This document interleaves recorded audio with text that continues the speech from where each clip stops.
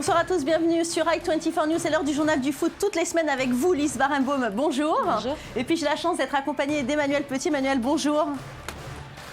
Bonjour Valérie, bonjour Lise, bonjour à tous. Quel plaisir de vous retrouver sur l'antenne d'i24 News. Vous vous trouvez à Cognac-G dans nos plateaux parisiens et grâce à la magie de la télévision, vous nous rejoignez comme ça en un fragment de seconde sur le port de Jaffa. Manu, merci d'être avec nous tout au long de cette émission. On est parti.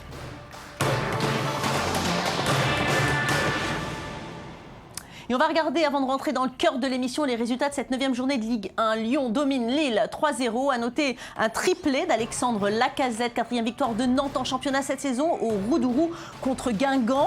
1-0. Marseille a obtenu à Caen sa 7e victoire consécutive en championnat. Et peut remercier André-Pierre Gignac qui a signé le but victorieux dans le temps additionnel. Reims a infligé à Bordeaux sa 2e défaite de la saison. 1-0. Enfin, l'Allégresse, la victoire en Ligue des Champions contre le Barça. Ça n'a pas duré bien longtemps. Retour à la réalité pour le Paris Saint-Germain. Paris a été tenu en échec par Monaco, 1-1.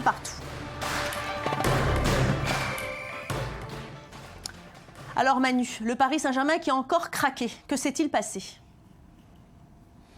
Il s'est passé ce qui se produit depuis le début de saison, à savoir une équipe qui est incapable de conserver un score.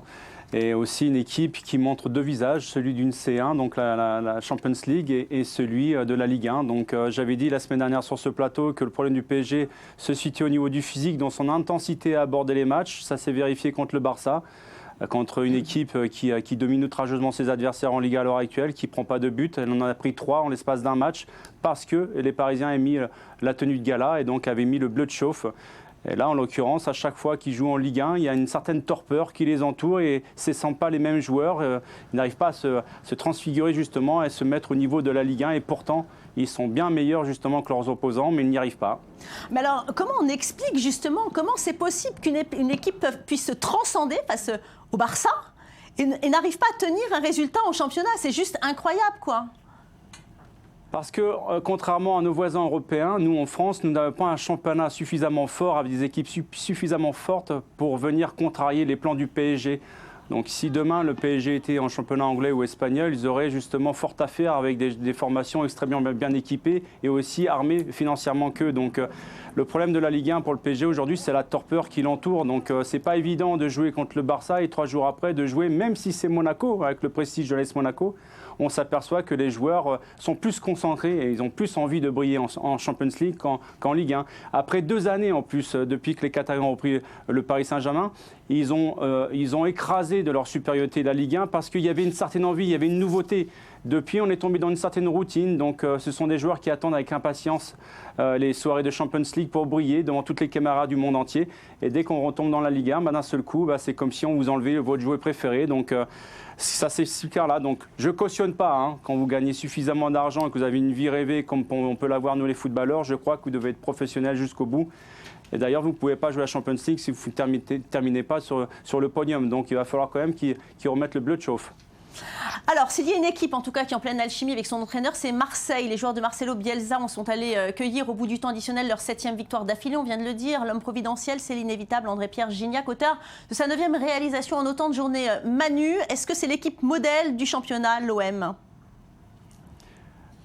Là, vous avez l'antithèse du Paris Saint-Germain, justement. C'est qu'un club, l'OM en l'occurrence, avec quasiment les mêmes formations, donc les mêmes joueurs, la même équipe que l'année dernière, n'a pas du tout les mêmes résultats et ne propose pas du tout le même jeu avec le même état d'esprit. Donc, quelque part, quand les joueurs veulent, tout peut se passer. Donc le Marseille aujourd'hui est incarné justement par la réussite et la flamboyance d'un Gignac. Mais je crois aussi que Bielsa, on l'a dit la semaine dernière sur ce plateau, il a fait une mini-révolution en interne. Donc ça passe par une diététique. Là, vous mentionnez Gignac. Gignac a perdu 5 kilos. 5 kilos, aujourd'hui, ça se voit. Il est 1 mètre en avance sur ses adversaires directs. Et il arrive à reprendre de voler n'importe quel ballon dans n'importe quelle situation. Et ça fait mouche à chaque fois. Donc, il est à quelques mois de la fin de son contrat, Gignac. Il est à 1 an et demi de l'Euro 2016. Il arrive en pleine maturité de ses moyens. Il avait fait une très bonne saison l'année dernière sur des statistiques individuelles, contrairement à l'équipe qui avait fait une mauvaise saison. Donc, c'est qu'une continuité. Donc, moi, justement, cette année, l'OM, se positionne vraiment comme le principal concurrent du PSG. Ouais. En tous les cas, là, vous venez de parler de Gignac. Une chose est sûre, c'est que Gignac, il en a fait couler de l'encre dans la presse cette semaine, Lise Barenbaum. Oui, à commencer par le Parisien qui affirme carrément qu'il est le meilleur attaquant d'Europe. Chiffre à l'appui, l'Observatoire du football a décortiqué les résultats des 5 grands championnats européens et effectivement, le Marseillais devance des joueurs comme Diego Costa de Chelsea ou Cristiano Ronaldo du Real Madrid puisqu'il a déjà marqué 9 buts en 9 matchs. Alors en fait, ce sont des efforts qui semblent voir porter leurs fruits. Oui, puisque le Figaro nous informait... Avoir perdu 5 kilos, par exemple. Effectivement, le Figaro nous disait, entre autres, nous informait du retour de Gignac en équipe de France. Il jouera donc contre le Portugal et l'Arménie dans quelques jours. Après 17 sélections et 4 buts, Gignac fait donc son grand retour chez les Bleus après plus d'une année d'absence. Pour Didier Deschamps, vous l'avez dit, c'est sa très bonne forme physique, celui qu'on surnommait... malheureusement Big Mac de Gignac qui lui permet de reprendre du service, des performances saluées par son entraîneur à l'OM Bielsa qui déclarait à l'équipe que le footballeur ne doit ce niveau qu'à ses efforts personnels, donc peut-être son régime et non pas au traitement de choc qu'il inflige aux joueurs phocéens. Alors vous pensez que ça va durer ce succès de Gignac, Emmanuel Petit ? Je le pense sincèrement parce que, comme je vous ai dit, en juin 2015, son contrat se termine avec l'Olympique de Marseille. On sera à une année de l'Euro 2016 en France. Là, il a eu la chance d'être réincorporé en équipe de France de par ses prestations, mais aussi il y a l'absence de Giroud qui va se prolonger du côté d'Arsenal, qui était avec Benzema les deux avant-centres de l'équipe de France. Donc à l'heure actuelle, on a l'impression que tout se met en place pour que le tapis soit déroulé pour Gignac. Et si ce n'était pas l'année de Gignac cette année, par exemple, moi j'y crois fortement, comme je crois fortement à l'année de l'Olympique de Marseille. En tous les cas, est-ce qu'on peut dire que Gignac, Lise Barenbaum, incarne à lui tout seul le nouvel OM ? En tout cas, selon Eurosport, les courbes de performance du joueur et de l'équipe s'épousent parfaitement. Gignac personnifierait donc l'OM de Marcelo Bielsa. Avec cette victoire de la dernière seconde, Gignac, c'est un peu l'allégorie de la grinta, cette énergie spectaculaire dont on parle souvent dans le football. Alors, vous parlez d'énergie. Effectivement, à la sortie du terrain, Gignac en a eu beaucoup. Oui, le buteur de l'OM a mis un point d'honneur à relever un défi lancé sur Twitter. C'est le buzz Eurosport. Vous en avez entendu parler, Manu Petit ? Oui, j'ai même vu l'image. Donc, Et c'est dans le buzz Eurosport qu'on pouvait lire à propos de cette embrassade étrange entre Gignac et Bielsa. Le footballeur s'est précipité sur son entraîneur et l'a saisi par le col. Et devant cet élan euphorique, le coach a accepté de lui taper dans la main, ce qui est une réaction assez inhabituelle pour celui qu'on surnomme El Loco. Qu'est-ce que vous en pensez, Manu Petit ? Je trouve que Bielsa, il apprend justement, il faut qu'il se mette un petit peu au diapason parce que c'est vrai qu'il a un caractère un petit peu très trempé, très fort comme ça, donc il a presque tendance à être en décalage générationnel avec les joueurs qu'il a sous sa charge. Mais sur cette action-là, on voit Gignac qui veut exprimer tout son bonheur et sa gratitude envers un Bielsa parce qu'il est assez taciturne, renfermé sur lui-même, mais apparemment c'est quelqu'un qui a... Oui, voilà, donc il n'a pas l'habitude. Donc ce sont un problème générationnel, je pense, un problème de personnalité. Mais si les résultats suivent comme ça, moi je pense que c'était une bonne initiative de la part de Gignac. Il a voulu communier avec son entraîneur et montrer justement, parce qu'il est au quotidien avec eux, que ce n'est pas l'homme qu'on décrit tout le temps. Très austère, très fermé comme ça. Donc je pense que c'est une bonne chose. Et est-ce que vous pensez que c'est une bonne initiative aussi de la part de Didier Deschamps d'avoir resélectionné Gignac en équipe de France ? Bien sûr, à l'heure actuelle... on a combien d'attaquants qui sont en train de flamber? On a à l'heure actuelle Benzema qui est sur une bonne vague et qui est en train de surfer sur une bonne vague avec le Real Madrid. Gignac qui flambe depuis le début de saison. Lacazette, mais il n'est pas dans l'effectif. Donc à l'heure actuelle, on a un peu une pénurie en termes d'attaquants de pointe. Moi, franchement, avec la bonne saison qu'a fait Gignac l'année dernière, il est en train de confirmer sa très grande forme depuis le début de saison. Ça aurait été une injustice, surtout vu l'absence de Giroud, de ne pas avoir été sélectionné. Alors Manu, on va quand même parler de Lyon. Après un début de saison difficile, les Guns viennent d'enchaîner 5 matchs sans défaite avec notamment une victoire contre Monaco, un match nul contre Paris et une superbe victoire contre Lille. 3-0. Est-ce que la machine lyonnaise, celle qu'on aime, celle qu'on a connue, recommence à arriver petit à petit ? Progressivement, on va dire que Lyon se repositionne à l'heure actuelle. Donc c'est vrai qu'ils ont connu un mercato encore plus agité, une intersaison vraiment compliquée à gérer, une élimination en Coupe d'Europe. C'est vrai qu'aujourd'hui, le club, depuis avoir dominé pendant une décennie entre 2000 et 2010 la Ligue 1, on s'aperçoit qu'ils ont dû revoir leur plan économiquement avec le projet du grand stade. Donc, tout était basé à l'heure actuelle sur la formation. On est en train de voir éclore depuis 2 ou 3 ans des jeunes joueurs au plus haut niveau. Ils sont en train de prendre justement du poids, notamment le petit Lacazette qui hier a fait parler la poudre, a marqué un triplé devant son public. Lui, très prometteur, c'est un futur très grand s'il continue sur sa progression. Très content aussi de constater le retour de Yoann Gourcuff. Oui. On va dire c'est l'Arlésienne de la Ligue 1.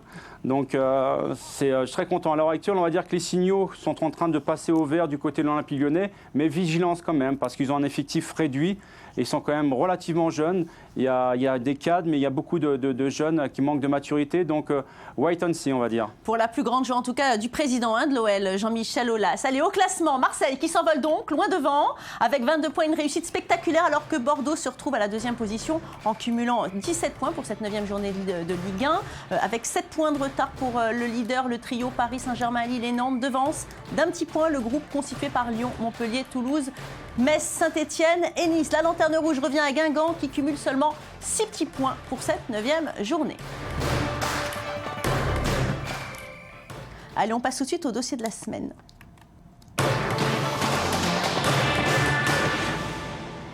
Les petits Français font honneur à leur pays d'origine en allant jouer hors de leurs frontières. En Espagne, en Angleterre, en Allemagne, ils ont parfois des beaux jours en championnat européen, mais pas tous. Certains sont de fortes têtes ou d'autres traversent des passes difficiles. On fait le point sur la situation de ceux qui ont choisi de quitter la France pour vivre une aventure sportive à l'étranger avec Lise Barembaum. Et on en parle tout de suite après avec vous, Manu.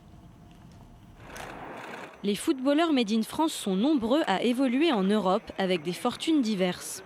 Nouvel arrivant ou taulier de l'équipe, le français est une valeur cotée en Europe. Si actuellement les Frenchies font le bonheur des clubs espagnols, ils ont plus de mal à satisfaire les fans de la Première Ligue. Côté espagnol, Jérémy Mathieu satisfait pleinement le FC Barcelone. Le défenseur acheté pour 20 millions d'euros à Valence par Luis Enrique a vite convaincu les sceptiques. Idem pour Karim Benzema, jugé indispensable par Carlo Ancelotti au Real Madrid. Même s'il marque moins que Cristiano Ronaldo, ses passes décisives servent les autres machines à marquer de la Casablanca. C'est un joueur très important et il joue très bien cette année, pas seulement parce qu'il marque. Si au Royaume d'Espagne c'est l'Eldorado, au Royaume-Uni la situation est tout autre. Mamadou Sakho est peu présent sur les pelouses anglaises depuis le début de saison. Et le défenseur de Liverpool n'a pas supporté de ne pas être convoqué par son entraîneur contre Everton. Il a quitté le stade avant la fin du match. Un délit de fuite qui s'ajoute à des contre-performances contre Aston Villa et West Ham. Il a pourtant la réputation d'un jeune homme mature, capable d'exercer le rôle de capitaine de l'équipe de France. Par rapport à ce qu'il fait sur le terrain déjà, et ce qu'il dégage, et en dehors aussi. Mais c'est quelque chose de naturel chez lui, donc voilà, je ne veux surtout pas le freiner, bien au contraire, l'inciter à continuer sur cette voie-là. Mais le footballeur a néanmoins fini par s'excuser sur Twitter pour son attitude. Autre petit Français malheureux en championnat anglais, Eliakim Mangala. Il a fait des débuts médiocres à Manchester City. L'ancien prodige de Porto est néanmoins défendu par son entraîneur Manuel Pellegrini, qui continue à lui faire confiance. Malgré leurs hauts et leurs bas, les talents bleu-blanc-rouge restent appréciés à l'étranger, une valeur sûre qui rend grâce à la formation à la française.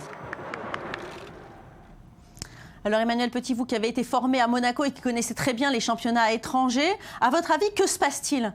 On parle beaucoup de cette formation à la française et pourtant, quand on arrive là-bas, ça se passe plutôt mal, en tous les cas souvent mal. Pourquoi ?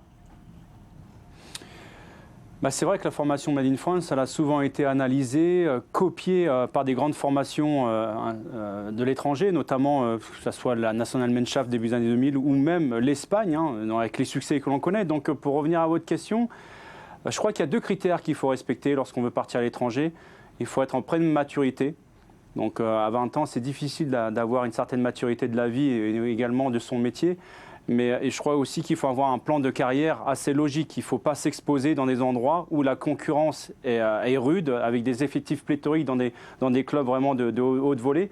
Donc c'est ces 2 critères que souvent les joueurs ont tendance à bafouer et ils se retrouvent souvent pour des laissés pour contre. Ils jouent de temps en temps jusqu'à disparaître complètement et ne plus figurer sur les feuilles de match. Donc là, vous faisiez état du cas de Mamadou Sakho. Sakho, quand il est arrivé à Liverpool l'année dernière, a commencé à faire des bonnes prestations. Et puis, quelque part, le manque de concurrence à ce poste-là lui a permis justement de s'endormir un petit peu sur ses lauriers. Sakho, depuis le début de saison, il n'est non seulement ni indispensable, ni irréprochable. Donc, quand vous rajoutez ce qu'il a fait lors du match, le derby contre les Toffees, l'ennemi juré de Liverpool, il se casse avant même, lorsqu'il apprend qu'il n'est pas sur la feuille de match.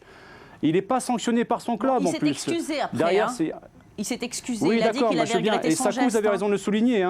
Moi, je le connais un peu. C'est quelqu'un qui a la tête sur les épaules. Il n'est vraiment pas comme beaucoup de joueurs de sa génération qui manque de respect, il n'a pas de valeur. C'est un garçon qui n'en a complètement. Donc, son pétage de plomb, pour moi, est très symbolique d'un état d'esprit à l'heure actuelle dans lequel il est. Merci beaucoup Manu Petit. Allez, c'est fini pour aujourd'hui. Merci Lise, merci Manu. Quand on commence à parler football, eh bien décidément, le temps passe très vite. On se retrouve la semaine prochaine pour encore plus de foot. Manu, la semaine prochaine, ce sont les matchs qualificatifs pour l'Euro. Merci à vous tous. À la semaine prochaine. Restez avec nous.